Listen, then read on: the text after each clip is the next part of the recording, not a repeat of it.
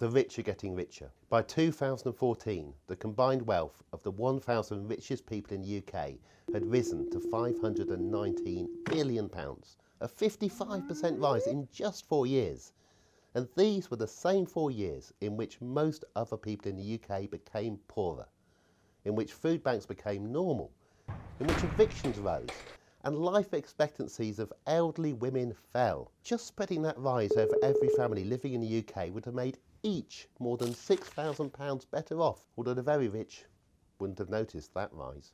A year later, in 2015, the wealth of the richest 1,000 families had grown again by 28 billion in little more than 1 year. This took the overall wealth of the 1,000 to more than twice what they had had in 2009.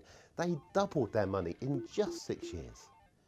It's easy to think that inequality is a fact of life, but we are living in extraordinary times. Britain is fast approaching becoming the most unequal society in the rich world. The growth in wealth inequalities has now reached unprecedented levels. But we haven't even reached a peak yet. If this trend continues, the UK will become a place where the majority of people will pay most of their future income in rent to the rich for all of their lives. Clearly, this is unsustainable. It shouldn't go on, but it also can't go on.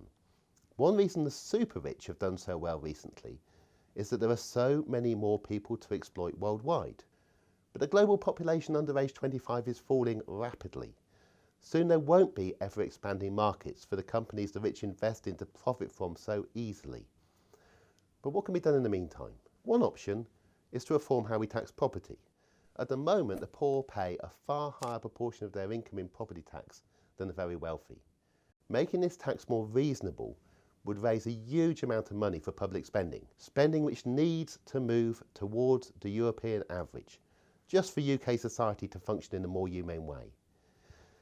These ideas don't sound radical because they're not.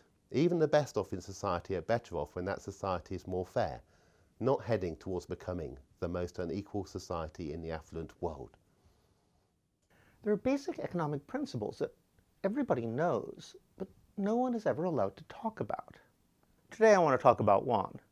Let's call it the Peter Paul principle.